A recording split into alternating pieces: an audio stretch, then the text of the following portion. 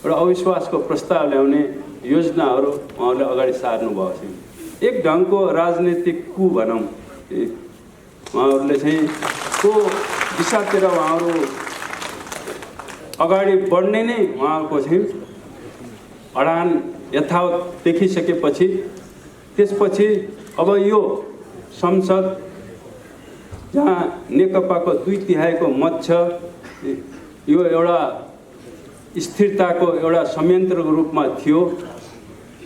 कमरेडहरूको यो अडानपछि अब यो संसद यो स्थायित्वको संयन्त्र होइन कि यो त अस्थिरताको संयन्त्रमा परिणत भइसक्यो र यसले आफ्नै नेतृत्वलाई चाहिँ अब विस्थापित गर्न खोजे। त्यसकारणले अब यसको औचित्य सकियो भनेर प्रधानमन्त्रीले आफ्नो विशेषाधिकारलाई प्रयोग गर्नुभयो र यो ठुलो राजनैतिक कदम हो। यो चाहिँ एउटा संवैधानिक कदम भन्दा पनि यो ठुलो राजनीतिक कदम हो। चाहिँ राजनीतिक कुलाई रोक्ने, एक ढङ्गको प्रतिगमनलाई रोक्ने चाहिँ एउटा ठुलो चाहिँ राजनीतिक कदम हो र यो ठुलो साहसी कदम पनि हो। चाहिँ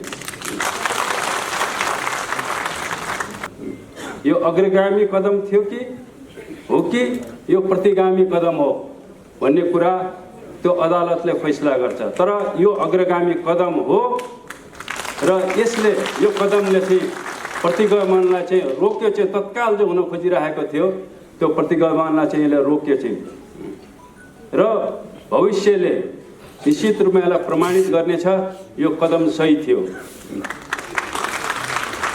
आज हामी जनताको बिचमा गएर लाखौं करोडौं जनतालाई परिचालन गरेर चाहिँ नयाँ संसदको स्थापना गर्ने र त्यो मार्फतबाट एउटा स्थिर सरकार, एउटा शक्तिशाली सरकारको निर्माण गर्ने र निर्वाचनको माध्यमबाट कम्युनिस्ट आन्दोलनलाई पनि हामीले एकीकृत गर्नेछौँ।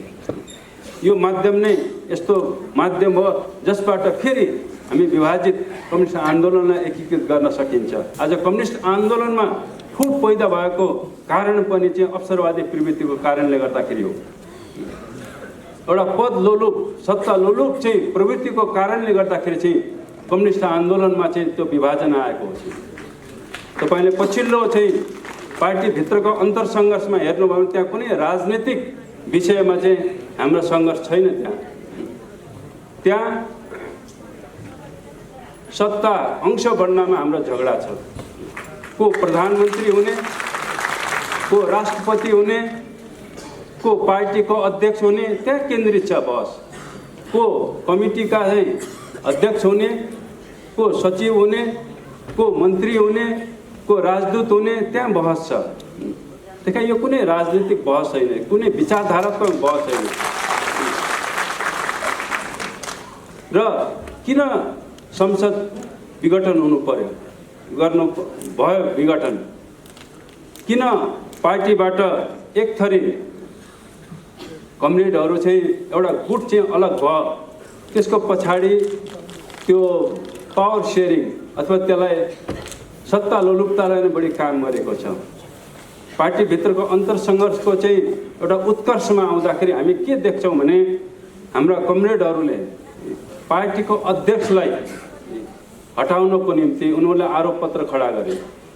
उनीहरूले आफ्नै पार्टीको प्रधानमन्त्रीलाई हटाउनको निम्ति उनीहरूले कृत्रिम चाहिँ आरोप पत्र खडा गरे। हुनसक्छ पार्टीको अध्यक्ष एउटा व्यक्ति पनि हो र कमी कमजोरीहरू सबैमा हुन्छन् र ती कमी कमजोरीहरूलाई सच्याउने कुरा हो। तर कमरेडहरूले पार्टीको अध्यक्षलाई चाहिँ कमरेडहरूले एउटा कमरेडको रूपमा नभएर एउटा अपराधीको रूपमा उहाँहरूले चाहिँ आरोप पत्र खडा गर्नुभयो र त्यसलाई कारवाहीको हदसम्म लैजाने उहाँहरूले प्रयत्न गर्नुभएको छ। प्रधानमन्त्रीलाई, पार्टीको देशको एउटा प्रमुखलाई, संसदीय दलको नेतालाई उहाँहरूले आफ्नो नेताको रूपमा होइन एउटा अपराधीको रूपमा उहाँहरूले खडा गर्नुभयो र प्रधानमन्त्रीबाट हटाउने उहाँहरूले चाहिँ योजना बनाउनु भएको छ। निश्चय पनि आज हामी इतिहासको एउटा विशिष्ट क्षणमा उभिएका छौँ र हामी सबैले के अनुभव गरिरहेका छौँ भने आज हामी अत्यन्तै एउटा जटिल परिस्थितिको सामना गरिरहेका छौँ। आज देशले एउटा विषम परिस्थितिको सामना गरिरहेको छ र यो विषम परिस्थिति ल्याउनुमा कोभिडले पनि एउटा महत्त्वपूर्ण भूमिका खेलेको छ र यो विषम परिस्थिति पैदा हुनुमा हाम्रो पार्टीको अन्तरसङ्घर्षले पनि एउटा महत्त्वपूर्ण भूमिका खेलेको छ। यसको साथसाथै यो विषम परिस्थिति सिर्जना गर्नमा प्रतिगामी शक्तिहरूको षड्यन्त्र र उनीहरूको प्रतिगामी रणनीतिले पनि महत्त्वपूर्ण भूमिका खेलेको छ। आज हामी यस सभागृहमा यो विषम परिस्थितिको कसरी सामना गर्ने, आज जुन नयाँ चुनौतीहरू पैदा भएका छन्, जुन नयाँ प्रश्नहरू पैदा भएका छन्, त्यसको सही उत्तर कसरी दिने र यो विषम परिस्थितिको सामना कसरी गर्ने भन्ने सन्दर्भमा हामी यहाँ केन्द्रित भएका छौँ। यहाँ उद्घोषक मित्रले भन्नुभयो, कुनै पनि समस्याको समाधान, कुनै पनि लक्ष्यको प्राप्ति,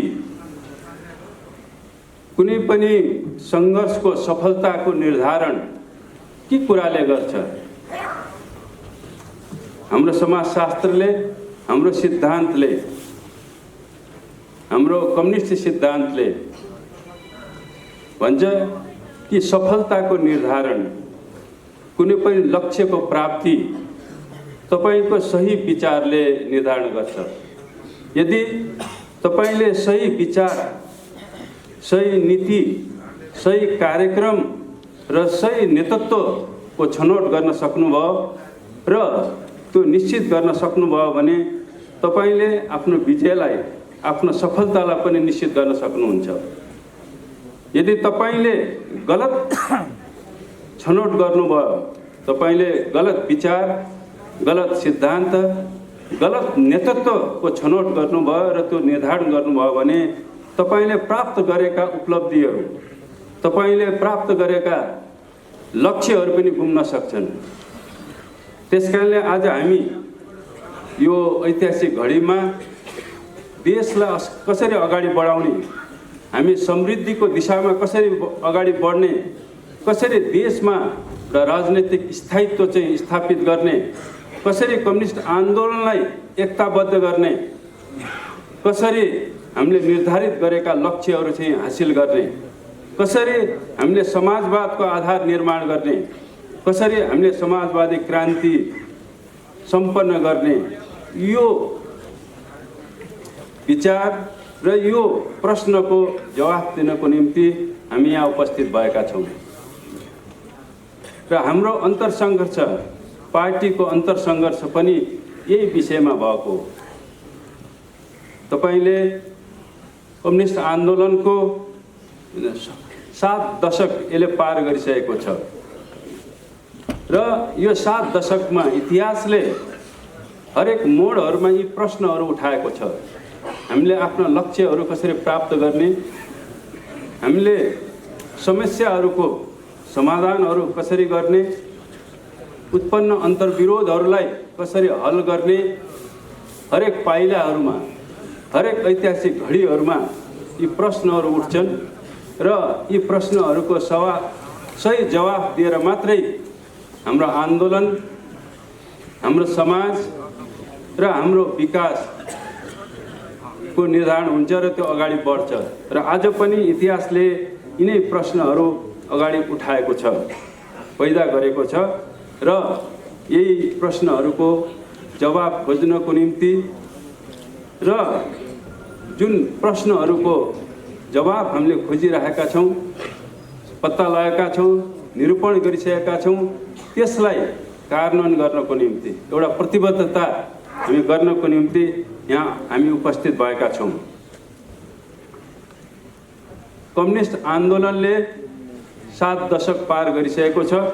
अब 8औं दशकको पनि यो निकट पुगेको छ र यो लामो प्रक्रियामा नेपालको समाजको रूपान्तरणमा नेपालमा सामन्तवादको राजतन्त्रको अन्त्य गर्नको निम्ति नेपालका सरवारा वर्गले कम्युनिस्ट पार्टीले एउटा महत्त्वपूर्ण भूमिका र नेतृत्वदायी भूमिका खेल्दै आएको छ।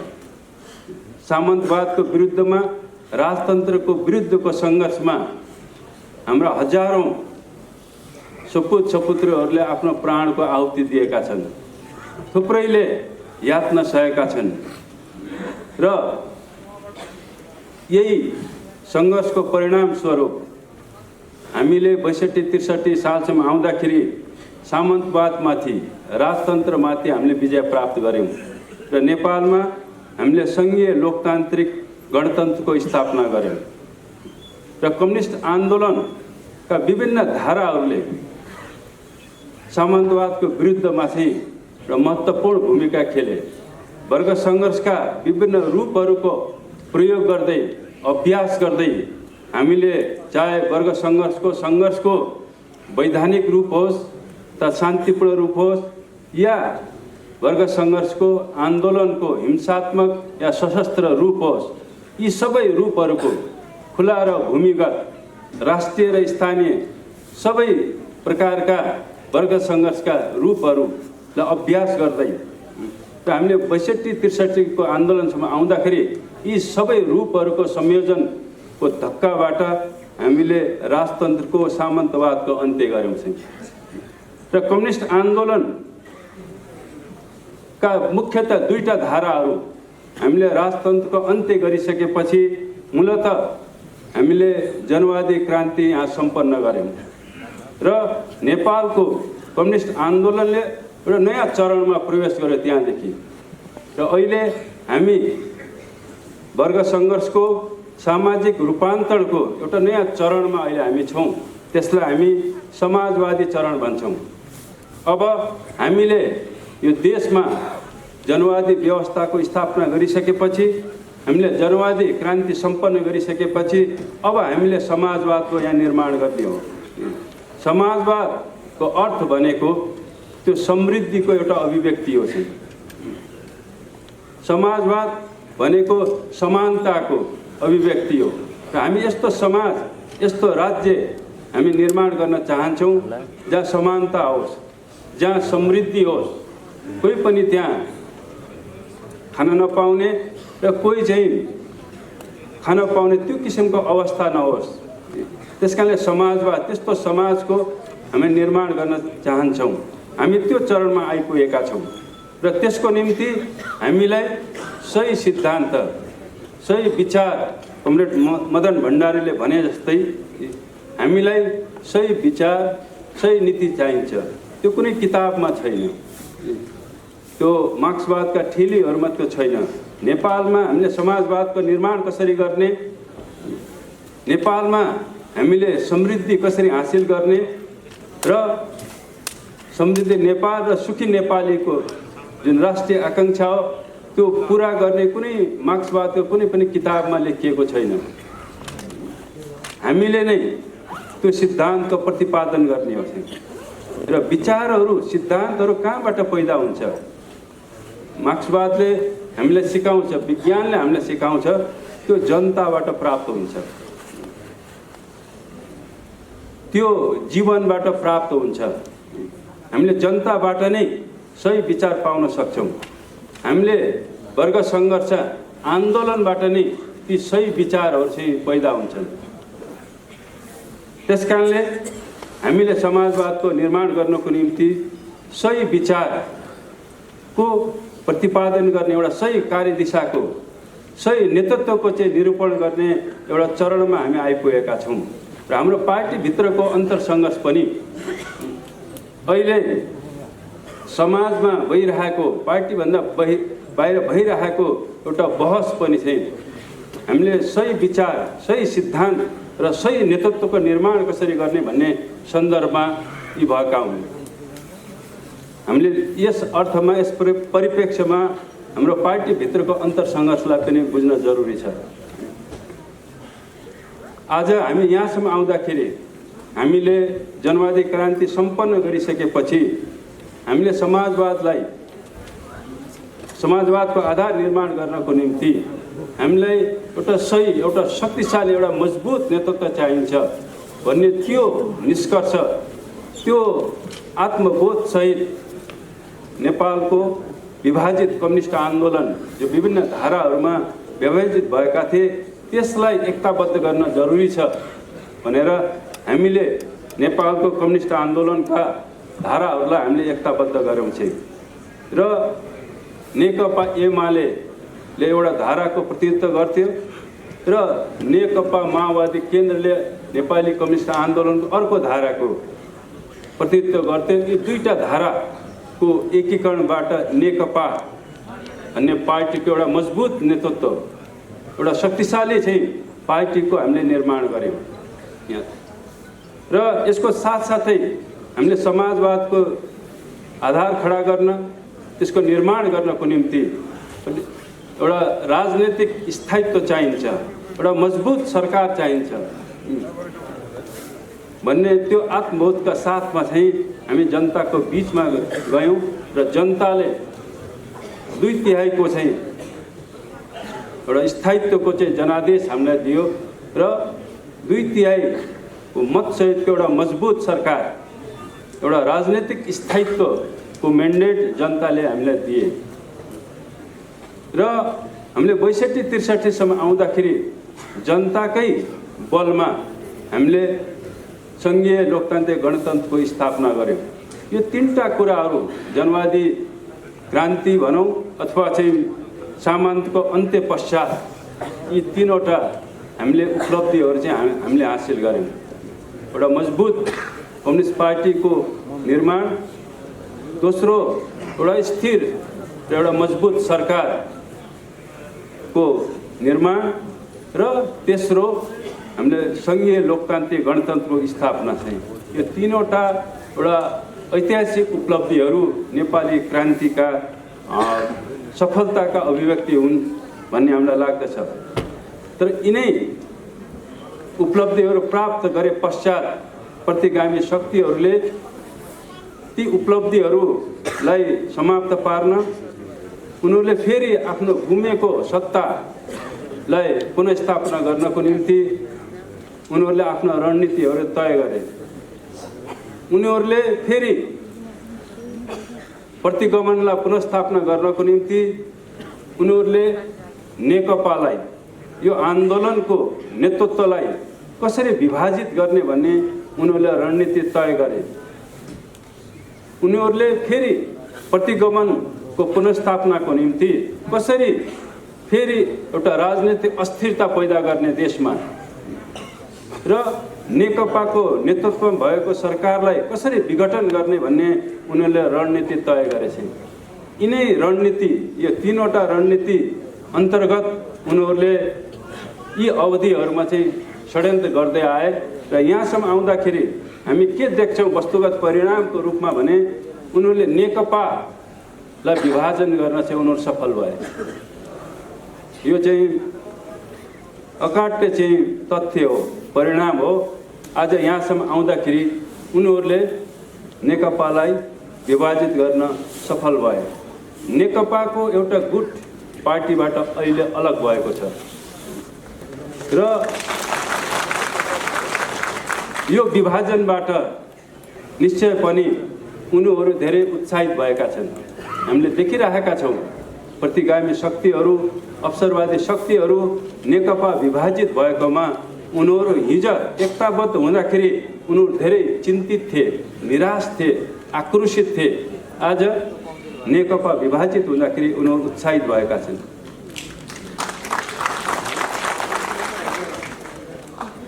र आज उनीहरूले राजनीतिक अस्थिरता फेरि सिर्जना गर्न सकेकोमा, उनीहरूले नेकपाको निर्वाचित 2/3 सरकार विघटन भएकोमा उनीहरू त्यहाँ पनि हर्षोल्लास उनीहरूले मनाइरहेका छन्। र उनीहरू अब के कुरामा ढुक्क जस्तो देखिन्छन् भने अब हाम्रो दिन फर्किनेवाला छ। अब फेरि प्रतिगमन हामी फर्काउन सक्छौँ, फेरि पुरानै सत्ता, पुरानै व्यवस्था, पुरानै परिस्थिति हामी फर्काउन सकिन्छ भन्ने कुरामा उनीहरू धेरै विश्वस्त भएका छन्, धेरै उत्साहित भएको देखिन्छन् र उनीहरू सडकमा उनीहरूका उत्साहहरू सडकमा देखिन्छन्। उनीहरू छताछुल्लो भएका छन् कि अब प्रतिगमनको दिन आयो भन्ने कुरामा उनीहरू रमाइरहेका छन्।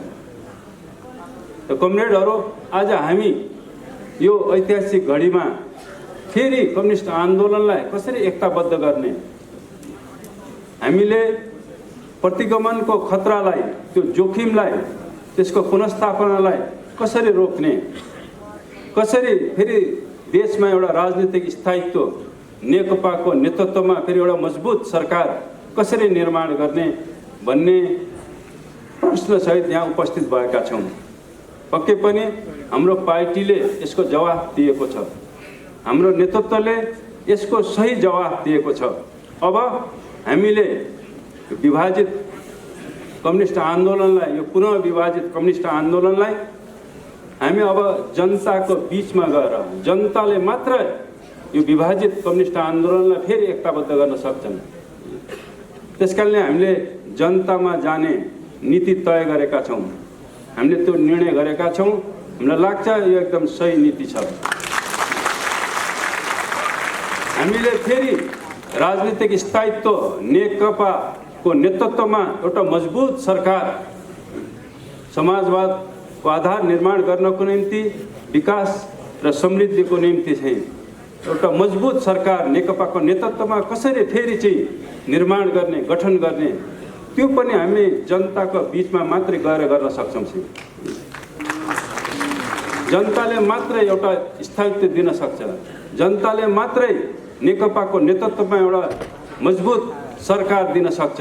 त्यसकारणले हामीले जनताको बीचमा जाने हामीले निर्णय गरेका छौँ र प्रतिक्रान्तिको जो खतरा पैदा भएको छ, अहिले आकाशमा जो मडारिएको छ प्रतिक्रान्तिका खतराहरू, जो चलखेलहरू अहिले भइरहेका छन्, फेरि चाहिँ प्रतिगमनलाई चाहिँ यहाँ पुनर्स्थापित गर्ने देशी विदेशी शक्तिहरूले हामीले चलखेल गरिरहेको देखिरहेका छौँ। उनीहरू उत्साहित भएको, उनीहरू क्रियाशील भएको हामीले देखिरहेका छौँ। प्रतिक्रान्तिलाई, प्रतिगमनलाई पनि अब पार्टीहरूले मात्र रोक्न सक्दैन, अब जनताले मात्र त्यसलाई रोक्न सक्छ। त्यसकारण हामी जनताको बीचमा प्रतिक्रान्तिलाई रोक्न, प्रतिगमनलाई रोक्नको निम्ति हामीले हाम्रो एजेन्डाहरूलाई लिएर जाने, हाम्रो गणतन्त्रको एजेन्डा, हाम्रो चाहिँ सङ्घीयताको एजेन्डा, हाम्रो समृद्धिको एजेन्डा, हाम्रो राष्ट्रियताको एजेन्डा, त्यो लिएर जनताको बीचमा जान जरुरी छ र जनतालाई चाहिँ फेरि जागृत गरेर, करोडौँ जनतालाई परिचालन गरेर हामीले प्रतिक्रान्तिलाई रोक्ने हो। हामीले पुनः चाहिँ एउटा स्थायित्व हामीले स्थापित गर्ने हो। पुनः विभाजित कम्युनिस्ट आन्दोलनलाई हामीले चाहिँ जनताको सहयोगमा मात्रै त्यसलाई हामी फेरि एकताबद्ध गर्न सकिन्छ। त्यसकारणले हामीले मध्यावधि निर्वाचनमा जाने, अब पुरानो संसदले एउटा स्थायित्व दिन सक्दैन, उसले सकेन चाहिँ यहाँसम्म आउँदाखेरि पुरानो संसद एउटा अस्थिरताको संयन्त्रमा परिणत भइसकेको छ। त्यसकारण यसको औचित्य सकियो। त्यसकारण हामीलाई नयाँ संसदको पुनर्स्थापना, नयाँ संसदको स्थापना आजको सही पोलिसी हुनसक्छ, सही नीति हुनसक्छ, सही मार्गचित्र हुनसक्छ। त्यसकारणले नयाँ संसद, पुरानो संसद होइन, नयाँ संसदको स्थापना नै आजको सही चाहिँ नीति हो, सही मार्गचित्र हो। आज हामी जनताको बीचमा गएर लाखौँ करोडौँ जनतालाई परिचालन गरेर चाहिँ नयाँ संसदको स्थापना गर्ने र त्यो मार्फतबाट एउटा स्थिर सरकार, एउटा शक्तिशाली सरकारको निर्माण गर्ने र निर्वाचनको माध्यमबाट कम्युनिस्ट आन्दोलनलाई पनि हामीले एकीकृत गर्नेछौँ। यो माध्यम नै यस्तो माध्यम हो जसबाट फेरि हामी विभाजित कम्युनिस्ट आन्दोलनलाई एकीकृत गर्न सकिन्छ र कम्युनिस्ट आन्दोलनमा भएका अवसरवादी चाहिँ तत्त्वहरूलाई, अवसरवादी प्रवृत्तिलाई चाहिँ हामी किनारा लगाउन सकिन्छ। जनतामा गएर हामी यहाँ माथि बहस गरेर, छलफल गरेर, एक अर्कालाई कारवाही गरेर चाहिँ उनीहरूलाई किनारा लगाउन सकिन्न र त्यो जनताको बीचमा गएर मात्र चाहिँ कम्युनिस्ट आन्दोलनका अवसरवादी प्रवृत्तिहरूलाई चाहिँ हामीले चाहिँ किनारा लगाएर कम्युनिस्ट आन्दोलनलाई एकीकृत गर्न सकिन्छ। आज कम्युनिस्ट आन्दोलनमा फुट पैदा भएको कारण पनि चाहिँ अवसरवादी प्रवृत्तिको कारणले गर्दाखेरि हो। एउटा पद लोलुप सत्ता लोलुप चाहिँ प्रवृत्तिको कारणले गर्दाखेरि चाहिँ कम्युनिस्ट आन्दोलनमा चाहिँ त्यो विभाजन आएको हो। तपाईले पछिल्लो चाहिँ पार्टीभित्रको अन्तरसङ्घर्षमा हेर्नुभयो भने त्यहाँ कुनै राजनीतिक विषयमा चाहिँ हाम्रो सङ्घर्ष छैन। त्यहाँ सत्ता अंश बढ्नमा हाम्रो झगडा छ। को प्रधानमन्त्री हुने, को राष्ट्रपति हुने, को पार्टीको अध्यक्ष हुने, त्यहाँ केन्द्रित छ बहस। को कमिटीका अध्यक्ष हुने, को सचिव हुने, को मन्त्री हुने, को राजदूत हुने, त्यहाँ बहस छ। देखा यो कुनै राजनीतिक बहस छैन, कुनै विचारधारात्मक बहस छैन। र किन संसद विघटन हुनु पर्यो, गर्नु भयो विघटन? किन पार्टीबाट एक थरी कमरेडहरू चाहिँ एउटा गुट चाहिँ अलग भयो? त्यसको पछाडि त्यो पावर सेयरिङ अथवा त्यसलाई सत्ता लोलुपतालाई नै बढी काम गरेको छ। पार्टीभित्रको अन्तरसङ्घर्षको चाहिँ एउटा उत्कर्षमा आउँदाखेरि हामी के देख्छौँ भने हाम्रा कमरेडहरूले पार्टीको अध्यक्षलाई हटाउनको निम्ति उनीहरूले आरोप पत्र खडा गरे। उनीहरूले आफ्नै पार्टीको प्रधानमन्त्रीलाई हटाउनको निम्ति उनीहरूले कृत्रिम चाहिँ आरोप पत्र खडा गरे। हुनसक्छ पार्टीको अध्यक्ष एउटा व्यक्ति पनि हो र कमी कमजोरीहरू सबैमा हुन्छन् र ती कमी कमजोरीहरूलाई सच्याउने कुरा हो। तर कमरेडहरूले पार्टीको अध्यक्षलाई चाहिँ कमरेडहरूले एउटा कमरेडको रूपमा नभएर एउटा अपराधीको रूपमा उहाँहरूले चाहिँ आरोप पत्र खडा गर्नुभयो र त्यसलाई कारवाहीको हदसम्म लैजाने उहाँहरूले प्रयत्न गर्नुभएको छ। प्रधानमन्त्रीलाई, पार्टीको देशको एउटा प्रमुखलाई, संसदीय दलको नेतालाई उहाँहरूले आफ्नो नेताको रूपमा होइन एउटा अपराधीको रूपमा उहाँहरूले खडा गर्नुभयो र प्रधानमन्त्रीबाट हटाउने उहाँहरूले चाहिँ योजना बनाउनु भयो चाहिँ। हामीले भन्यौँ कमरेड तपाईहरुको यो आरोप चाहिँ यो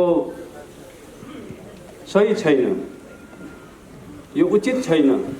अहिले पार्टीको अध्यक्षलाई हटाउने कुरा यो तपाईहरुको सोच, यो तपाईहरुको नीति, यो कदम भने यसले पार्टीलाई विभाजनतिर लान्छ।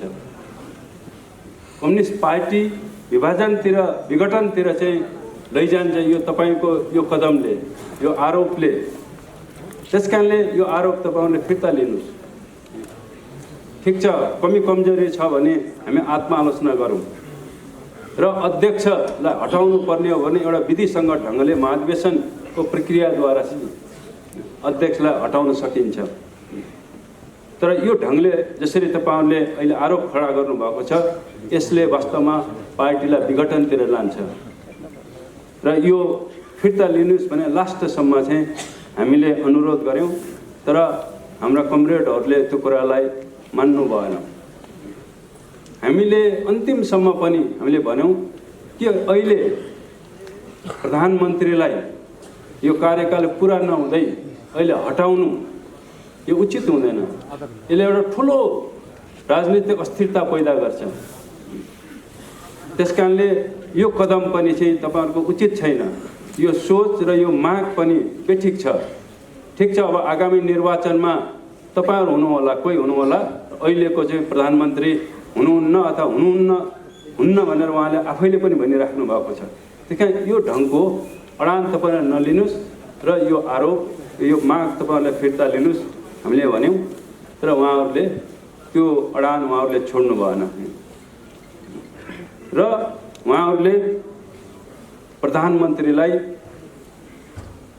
संसदमा बहुमत बनाएर एउटा अविश्वासको प्रस्ताव ल्याउने योजनाहरू उहाँहरूले अगाडि सार्नु भएको छ। एक ढङ्गको राजनीतिक कु भनौँ, उहाँहरूले चाहिँ को दिशातिर उहाँहरू अगाडि बढ्ने नै उहाँको चाहिँ अडान यथावत देखिसकेपछि त्यसपछि अब यो संसद जहाँ नेकपाको 2/3 मत छ, यो एउटा स्थिरताको एउटा संयन्त्रको रूपमा थियो।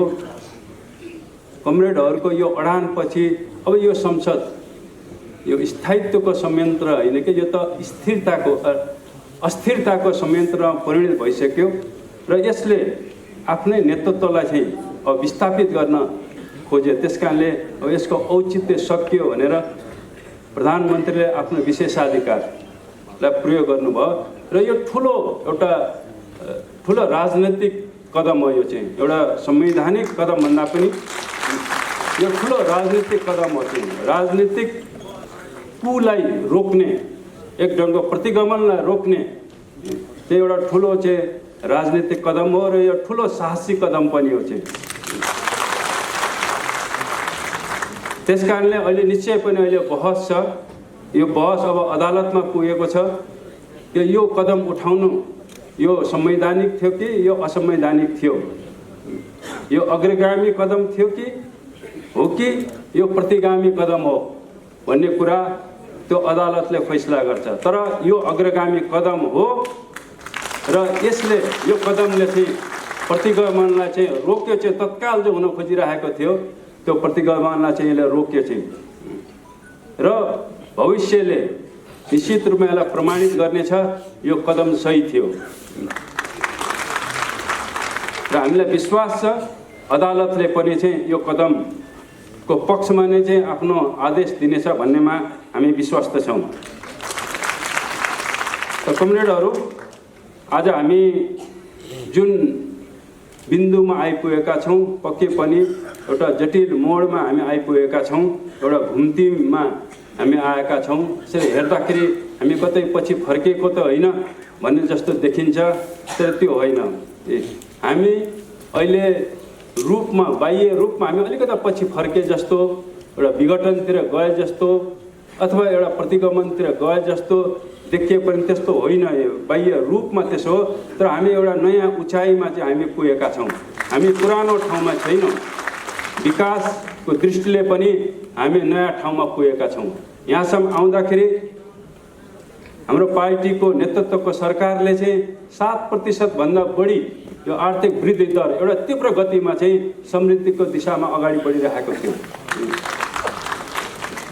शान्ति सुरक्षाको हिसाब किताबले पनि हाम्रो सरकार आइसकेपछि देशमा चाहिँ हामीले शान्ति सुरक्षालाई चाहिँ हामीले सामान्य बनाएका थियौँ। हामीले पृथकतावादी आन्दोलनलाई पनि हामीले त्यसलाई चाहिँ समाप्त पारेका थियौँ।